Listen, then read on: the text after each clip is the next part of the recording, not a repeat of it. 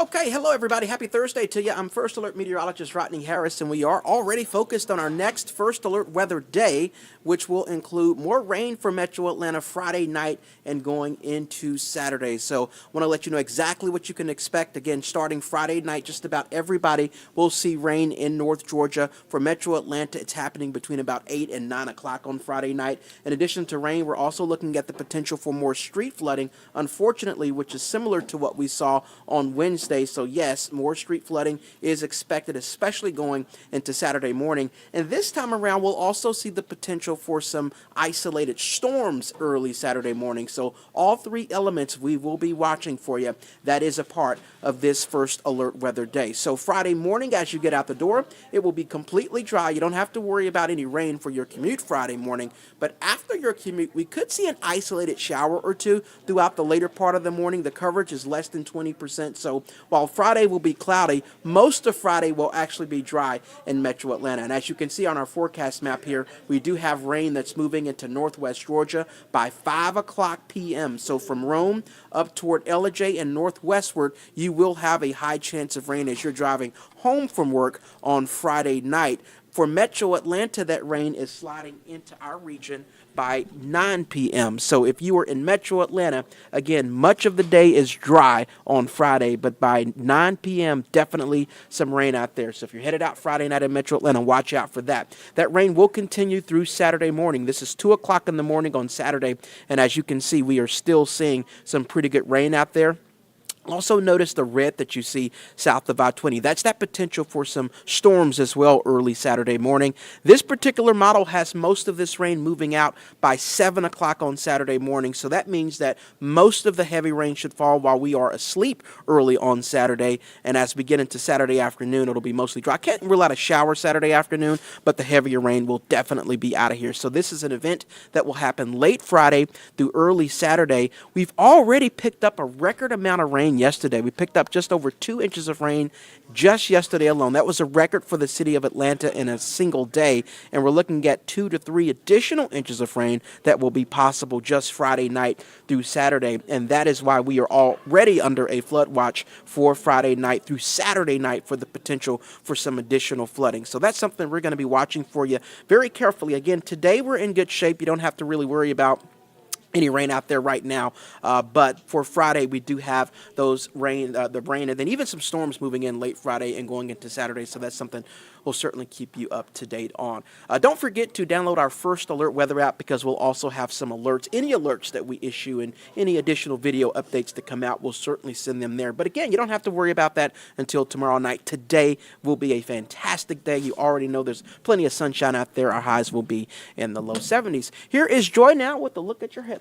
Thank you so much, Rodney. So appreciate you getting us ready for all the weather ahead, especially what sounds like is going to be a little bit of a rough time tomorrow night.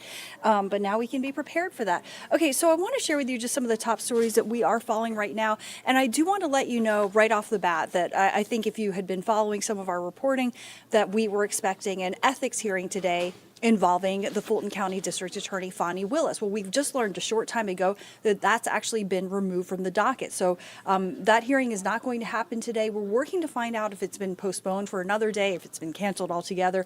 We have our Doug Reardon on the ground, working to get that information. But what had been scheduled to happen actually at 10 o'clock this morning, just to let you know, because it is a news development in itself that it has been removed, was that the Fulton County Board of Ethics would be hearing 2 complaints. I apologize. I'm just going to pull up this graphic here. Had been scheduled to hear 2 complaints against Miss Willis in a special meeting today, and these complaints had been filed by a man named Gregory Mantle, who's the founder of Substack blog Investigative News Service, obviously a news outlet, and then a Fulton County resident, Stephen Kramer. So this meeting was also going to address an ethics complaint against against a commissioner, another person, Commissioner Marvin Arrington, but. Initially we'd been reporting to you that the public would be invited to attend this ethics hearing at 10 o'clock this morning. So what we've learned is that the Willis complaints have been removed from the agenda. Seems to be some sort of jurisdiction issue. We are still working to learn a little bit more information about that. But As you know, as we've been following for you, certainly Miss Willis has been under fire, for her relationship with Special Prosecutor Nathan Wade, as she and Mr. Wade lead the prosecution of the former president, Donald Trump, and his allies.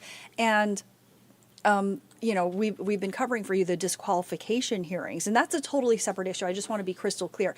The disqualifications hearings that we've been covering for you in the last few weeks, those regard whether Ms. Willis and Mr. Wade should continue prosecuting the case against the former president and his allies.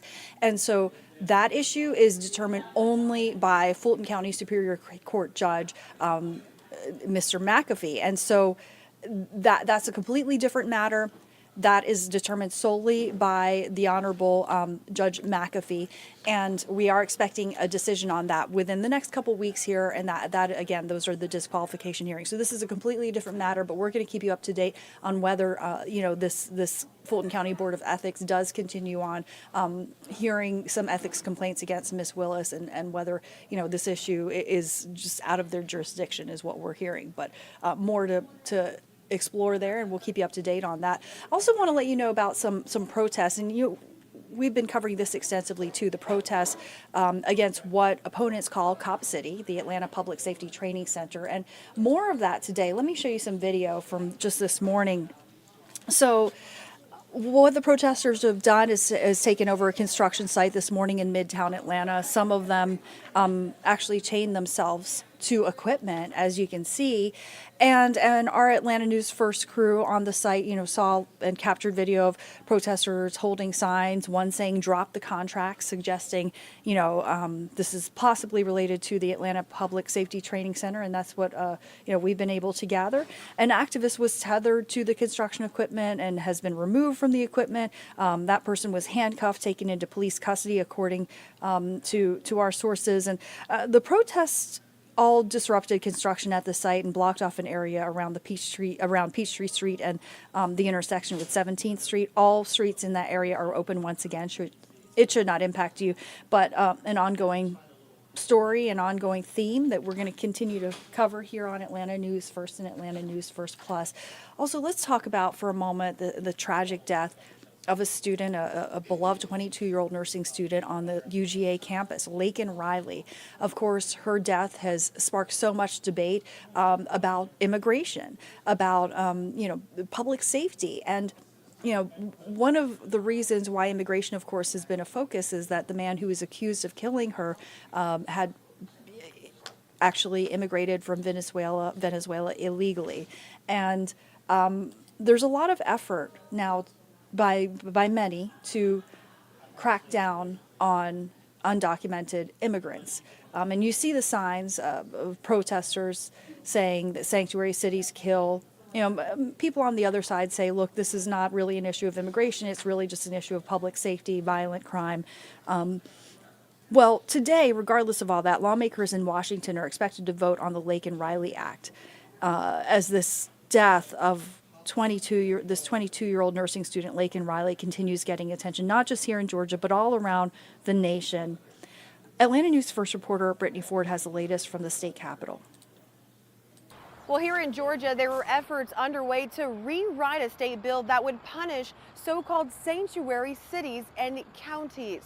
Now, lawmakers in Washington are taking that a step further. The Laken Riley Act would require federal authorities to detain immigrants charged with any sort of crime related to theft or burglary. It also would allow state attorney generals to sue the Department of Homeland Security in relation to policy failures involving immigrants that harm a state or its citizens.